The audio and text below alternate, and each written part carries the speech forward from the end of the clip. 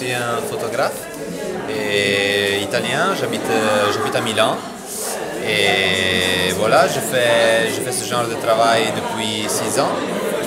Et ça, c'est Je travaille plutôt dans la mode, donc tous les défilés de mode partout dans le monde, New York, Paris, tout ça.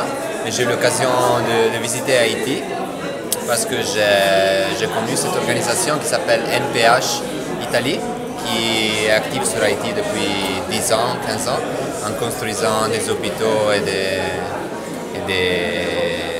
des solutions pour le peuple d'Haïti. Et donc voilà, j'ai travaillé pour eux, j'ai découvert cette réalité en Haïti et je me suis rendu là-bas pour cette grande fête, pour la célébration de Solo. Et j'ai pris ces photos, donc vous voyez ici, qui sont exposées.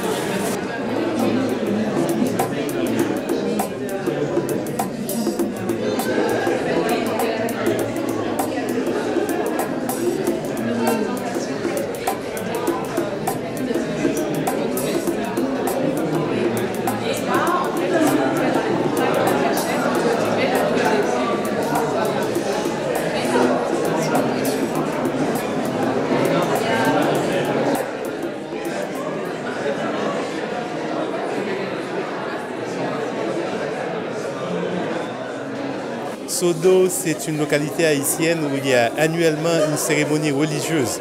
C'est une cérémonie où les gens vont se baigner sur une chute d'eau.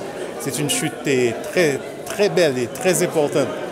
Et ce bain, apparemment, a la vertu d'effacer les péchés, d'effacer la mauvaise chance et de donner la possibilité de redémarrer avec des conditions spirituelles beaucoup meilleures.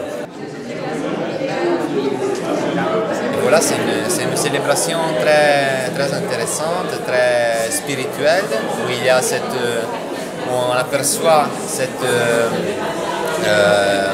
commission entre religion officielle, entre le christianisme et le vaudouisme.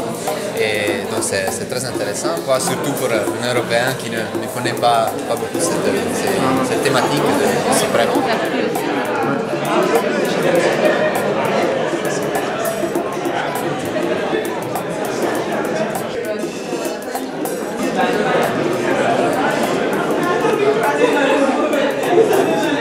Les photographies sont extraordinaires.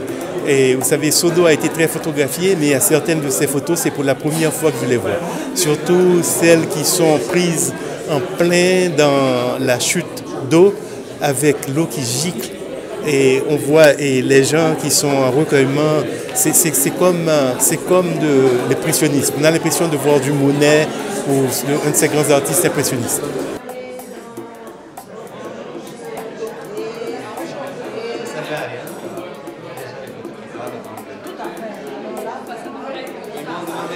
J'espère que ça peut servir aussi, c'est ma petite contribution à apporter l'attention sur Haïti, qui est un pays qui a beaucoup de problèmes justement après le tremblement de terre.